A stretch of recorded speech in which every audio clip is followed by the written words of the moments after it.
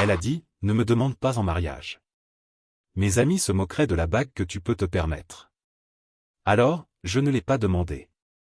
Un an plus tard, j'ai demandé quelqu'un d'autre en mariage, avec une bague à 4 000 $, dans le même restaurant. Elle a tout regardé, à 2 tables de distance. J'ai passé des mois à économiser, à préparer le moment parfait, juste pour entendre que la bague que je pouvais offrir serait une honte. Ce soir-là, je n'ai pas seulement enterré ma demande en mariage, j'ai aussi compris que j'étais avec la mauvaise personne. Un an plus tard, je suis retourné au même endroit, mais avec une autre femme, une autre bague et un public plutôt inattendu. Je reviens du meilleur dîner de ma vie, et j'avais besoin de raconter ça à quelqu'un. Ma nouvelle fiancée dort avec sa bague de fiançailles au doigt, et mon ex, elle, doit probablement être encore en train de ruminer ce qui vient de se passer. Laisse-moi tout te raconter depuis le début. Il y a 3 ans, je sortais avec Claire, une femme de 27 ans. J'en ai 31 et je suis ingénieur logiciel, à l'époque je gagnais environ 72 000 par an.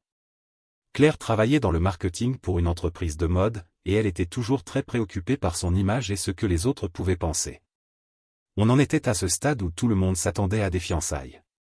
Ses amis me demandaient tout le temps quand j'allais la demander en mariage. Sa mère lançait des sous-entendus, enfin bref, tout le package. Du coup, j'ai commencé à économiser pour la bague. Après avoir fait mes calculs, j'ai vu que je pouvais raisonnablement dépenser environ 2 800 $ sans m'endetter ni toucher à mon fonds d'urgence. Ce n'était pas une somme énorme, mais c'était le mieux que je pouvais faire avec ma situation financière. J'ai trouvé une superbe bague dans une bijouterie locale. La pierre était belle, le design classique, et la qualité excellente pour le prix. Le bijoutier m'a tout expliqué en détail. J'étais super excité à l'idée de surprendre Claire. C'est là que tout a commencé à partir en vrille. L'anniversaire de Claire approchait, et on avait prévu un dîner chez Marcelo S, un restaurant italien chic qu'elle adorait. Mon idée, c'était de la demander en mariage ce soir-là. J'avais mis la bague dans la poche intérieure de ma veste, réservé sa table préférée, tout était prêt comme elle aimait. Au moment du dessert, j'ai commencé à parler de notre futur. J'ai dit à quel point j'étais heureux avec elle, que je me voyais vraiment construire une vie ensemble, je préparais le moment. Et là, Claire est devenue sérieuse et m'a dit. En fait, il faut qu'on parle de quelque chose. Qu'est-ce qu'il y a? Ma copine Jessica s'est fiancée le mois dernier, et franchement, sa bague est honteuse. Genre, vraiment honteuse. Elle essaie de la cacher quand elle sort avec nous, tellement elle est petite. Sur le coup, j'ai eu l'estomac noué. Mais j'ai gardé mon calme. C'est embêtant, oui. Elle a continué. Alors. Brad, je sais que tu penses à me demander en mariage. Et je veux que tu comprennes une chose, mes amis jugeraient forcément la moindre bague que tu pourrais m'offrir maintenant. Ce serait humiliant pour moi, et pour toi aussi. La bague dans ma poche s'est mise à peser 20 kilos d'un coup. Et qu'est-ce que tu suggères? Peut-être attendre quelques années, jusqu'à ce que tu sois mieux établi. Regarde autour de toi, tu vois tous ces couples? Toutes ces femmes portent de vraies bagues. Des vrais de vrais. Je ne peux pas débarquer partout avec une minuscule bague juste parce que tu n'es pas encore prêt financièrement. J'ai regardé autour, j'ai vu les couples dont elle parlait, puis j'ai fixé son visage sérieux. Donc tu es en train de me dire de ne pas te demander en mariage parce que tu aurais honte de ce que je peux t'offrir? Je dis juste qu'il faut être réaliste sur ta situation actuelle. Il n'y a aucune honte à attendre jusqu'à ce que tu puisses faire les choses correctement. Le serveur a apporté l'addition. J'ai payé sans dire grand-chose. J'ai raccompagné Claire chez elle dans un silence complet. Tu es fâché? Elle m'a demandé quand je l'ai déposée devant sa porte. Non, j'ai répondu. Tu as été très clair sur ce que tu attends de moi. Cette même nuit, je suis retourné à la bijouterie et j'ai rendu la bague. J'ai été remboursé intégralement, sans question. Et c'est là que j'ai commencé à vraiment réfléchir à tout ce que Claire avait dit. Elle se souciait plus de ce que ses amis pensaient que du fait d'être fiancée avec moi. Elle valorisait plus l'apparence du succès que la réalité de notre relation. 2 semaines plus tard, j'ai rompu avec elle. C'est à cause de cette histoire de bague, hein? Elle a dit. C'est parce que j'ai enfin compris ce qui compte vraiment pour toi. Brad, je voulais juste être pragmatique. Je ne voulais pas que tu dépenses de l'argent pour quelque chose que j'aurais honte de porter. Merci pour ta franchise. Elle a essayé de revenir sur ses mots, elle a dit qu'elle avait passé une mauvaise journée, qu'elle ne voulait pas dire ça comme ça. Mais tu connais le dicton, une fois la cloche sonnée, on ne peut plus la faire taire. Elle m'a montré exactement comment elle me voyait dans notre relation. On peut surmonter ça, elle a insisté. En fait, non. Prends soin de toi, Claire. Fin de l'histoire. J'ai coupé les ponts pour de bon. Mise à jour 1. Ma vie s'est améliorée de façon spectaculaire après Claire. Quand on arrête d'essayer d'impressionner quelqu'un qui n'est jamais satisfait, on se libère de l'espace pour construire quelque chose de vrai. Je me suis plongé à fond dans le travail et j'ai commencé à faire des missions freelance le week-end.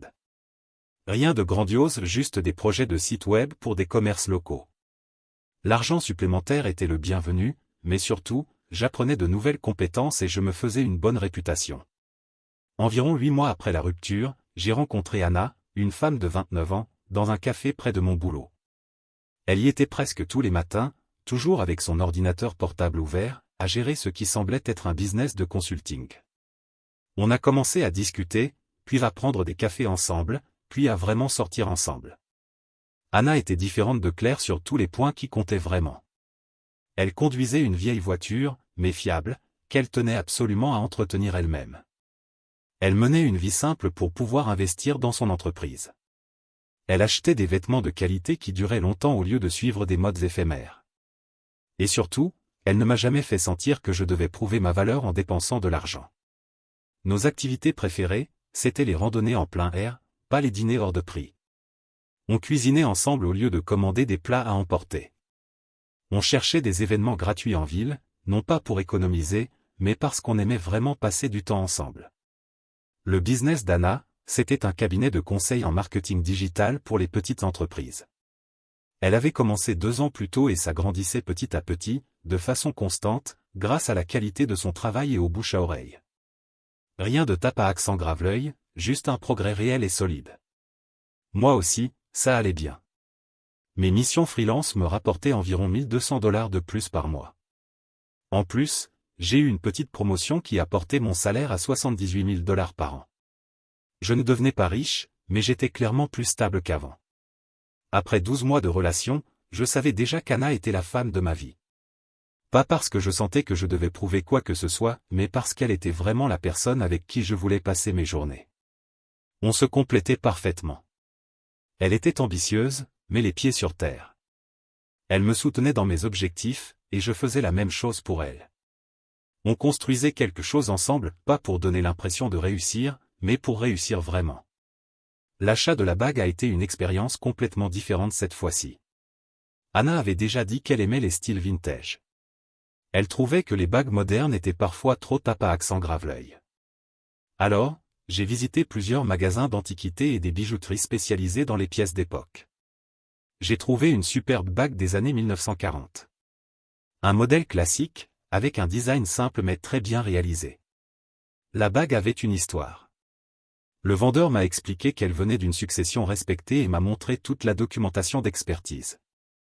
Je l'ai payée 4 200 $ et honnêtement, elle était bien plus spéciale que n'importe quelle bague neuve que j'aurais pu acheter pour ce prix-là. Je savais qu'Anna allait l'adorer. Mon idée, c'était de la demander en mariage dans un parc où on avait l'habitude de se balader. Rien d'extravagant, juste nous deux et un magnifique coucher de soleil. Mais c'est là que la vie a décidé de me lancer un rebondissement. Mise à jour 2. 2 ans et 3 mois plus tard, donc il y a 6 mois, mon activité freelance avait tellement grandi que je gagnais environ 18 000 $ de plus par an. Le business d'Anna aussi avait pris de l'ampleur et elle tournait autour de 65 000 $. À nous deux, on était vraiment à l'aise financièrement. Mais plus important que ça, on était heureux. Je préparais la demande en mariage depuis des mois. J'avais déjà la bague, j'avais déjà parlé avec les parents d'Anna, tout était prêt. Un jour, Anna m'a dit qu'un de ses clients de longue date voulait emmener son équipe dîner pour fêter la fin d'un projet important. C'était une boîte de marketing de taille moyenne, située en centre-ville. Devine où devait avoir lieu le dîner? Au Marcelloès, le même restaurant où Claire, des années plus tôt, m'avait dit de ne pas la demander en mariage. Oh, bel endroit, j'ai dit, l'air de rien. C'est quel soir? Jeudi prochain. Ça va être sympa. C'est un gros client, donc ils vont mettre les petits plats dans les grands. C'est là que j'ai eu une idée. Une très bonne idée. J'ai appelé le Marcellus et j'ai réservé une table pour le même jeudi, environ 1 heure après l'heure prévue du dîner d'Anna avec ses clients. J'imaginais qu'il serait en train de finir quand on arriverait. Anna a trouvé ça adorable que je veuille faire un dîner spécial ce soir-là. Elle n'avait aucune idée de ce que ce restaurant représentait pour moi, ni de ce qui allait arriver. Le jeudi soir, on s'est préparé et on est allé au Marcellus. Anna était magnifique dans une robe bleu marine qu'elle avait achetée pour un autre événement pro. Élégante, sûre d'elle, splendide. On s'est installé à table, et j'ai repéré le groupe de ses clients de l'autre côté du restaurant. Ils étaient 8 autour d'une grande table, déjà en train de terminer le dîner. Anna a fait un petit signe à quelques personnes du groupe, professionnelles, souriantes, en contrôle. On a commandé le dîner, et j'ai commencé à être nerveux. La bague était dans ma poche, j'avais répété tout ce que je voulais dire, mais le moment paraissait toujours immense. Au milieu du repas, j'ai remarqué quelqu'un à cette table qui me semblait familier. Il m'a fallu quelques secondes, puis j'ai compris, c'était Claire. Elle avait probablement trouvé un job chez le client d'Anna. Petit monde, mais logique, le secteur du marketing dans notre ville est plutôt fermé. Claire m'a reconnu presque instantanément. J'ai vu son expression changer, confusion, puis reconnaissance, et enfin surprise en voyant Anna. « Ça va ?» m'a demandé Anna. « Tu as l'air ailleurs. » « Je pense au dessert, j'ai répondu. Ce qui n'était pas totalement faux. Le groupe de Claire commençait à se lever pour partir. Le moment était parfait. Quand le serveur a apporté notre dessert, j'ai su que c'était maintenant ou jamais. J'ai mis la main dans ma poche et sorti la petite boîte. Les yeux d'Anna se sont écarquillés.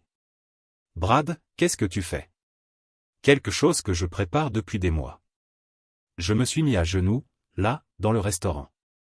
Certaines personnes des tables autour ont commencé à regarder. « Anna, tu es la femme la plus incroyable que j'ai jamais rencontrée. Tu m'inspires à être une meilleure personne chaque jour. Tu soutiens mes rêves et tu me laisses soutenir les tiens. Veux-tu m'épouser ?» La bague brillait sous la lumière des bougies. Un modèle vintage, avec une pierre magnifique. C'était exactement le style d'Anna. Oui. Bien sûr que oui. Quelques tables ont applaudi. Anna pleurait de joie. J'avais sûrement les yeux humides moi aussi. Le serveur nous a apporté du champagne pour fêter ça. J'ai remarqué que le groupe de Claire s'était arrêté près de la sortie et regardait toute la scène. Elle fixait la bague, essayant de comprendre ce qu'elle voyait. Anna, elle, était aux anges. Elle prenait des photos, appelait ses parents, rayonnante de bonheur. Tout ce moment était exactement comme une demande en mariage doit être, joyeux, sincère, une vraie célébration du début d'un nouveau chapitre ensemble. « C'est la plus belle bague que j'ai jamais vue, » m'a dit Anna. « Comment tu savais exactement ce que j'aimerais ? » Parce que je fais attention à ce qui est important pour toi. Le groupe de Claire a fini par partir.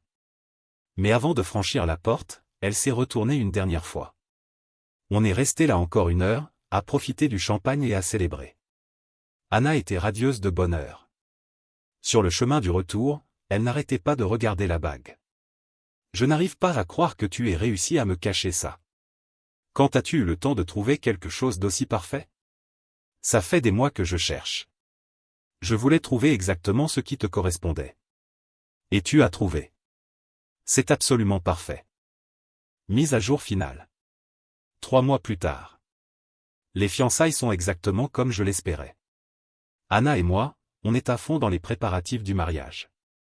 On a fixé la date pour le printemps prochain, trouvé un lieu incroyable et commencé à établir la liste des invités. Tout ce joyeux bazar qu'on vit quand on prépare une célébration avec la personne qu'on veut vraiment avoir à ses côtés. La bague reçoit des réactions incroyables de tout le monde. Les amis d'Anna, sa famille, ses collègues. Tout le monde en parle. Au final, quand on choisit quelque chose qui a du sens au lieu de juste quelque chose de cher, les gens voient la différence. Quelques semaines après la demande, Anna m'a dit que les gens de l'entreprise cliente avaient posé des questions sur les fiançailles. Apparemment, l'histoire de la demande au restaurant s'était répandue. Il y avait une femme là-bas qui avait l'air très curieuse, m'a-t-elle dit. Elle a posé plein de questions, depuis combien de temps on est ensemble, où tu travailles, ce genre de trucs. Sur le coup, j'ai tout de suite pensé à Claire, mais je n'ai rien dit. Anna n'a pas besoin de connaître les vieilles histoires. Ma carrière a continué à évoluer. Mon travail en freelance m'a permis de décrocher un nouveau poste dans une autre boîte, encore mieux. Maintenant, je gagne plus de 92 000 $ par an, sans compter les projets à côté que je continue de faire. Le business d'Anna explose aussi. Elle a même embauché une assistante à mi-temps pour gérer toute la demande. On est vraiment bien financièrement. Mais plus important encore, on construit une vie ensemble, basée sur des valeurs communes et un vrai partenariat. J'ai appris, par un ami commun, que Claire avait demandé de mes nouvelles. Elle voulait savoir si je m'en sortais bien aujourd'hui. Elle voulait aussi savoir si Anna venait d'une famille riche. La même Claire qu'avant, toujours plus préoccupée par les coulisses financières que par ce qui compte vraiment. Mais la vérité, c'est que cette bague, ce n'était pas pour prouver quelque chose à Claire. C'était pour montrer à Anna combien je tiens à elle et à notre relation. Le fait que Claire ait vu tout ça, c'est juste un bonus. Aujourd'hui, Anna et moi, on planifie notre lune de miel. On regarde des destinations comme le Portugal, peut-être l'Espagne, des endroits qu'on veut vraiment découvrir ensemble, pas des lieux choisis pour impressionner qui que ce soit. Claire peut continuer à se soucier des apparences et de ce que pensent les autres. Nous, on va continuer à construire un mariage qui en vaut vraiment la peine. Et le plus beau dans tout ça? Ce n'est pas d'avoir montré à Claire ce qu'elle a perdu. C'est d'avoir trouvé quelqu'un qui a su apprécier ce que j'ai toujours eu à offrir. Il y a 3 ans, j'étais prêt à demander en mariage une femme qui avait honte de ce que je pouvais lui offrir. Le mois dernier, j'ai demandé en mariage une femme qui était rayonnante de joie pour ce que j'avais choisi en pensant à elle. La différence entre se contenter de quelqu'un et trouver la bonne personne, ça change tout. Claire m'a appris à reconnaître quand les valeurs de quelqu'un ne correspondent pas aux tiennes. Anna m'a montré ce que c'est quand elles correspondent parfaitement. La bague au doigt d'Anna représente bien plus qu'un simple engagement. C'est la preuve que, parfois, s'éloigner de la mauvaise personne, c'est ce qui te conduit à la bonne. Et Claire a vu cette preuve, de l'autre côté du restaurant. Parfois, la meilleure vengeance, c'est simplement de bien vivre avec quelqu'un qui mérite le meilleur de toi-même. Commentaire Monsieur Reddit. Drôle, non? Comme quoi, la vie c'est bien se venger, avec une vraie bague cette fois. Si t'as aimé l'ironie, lâche un like et dis-moi ce que t'en penses.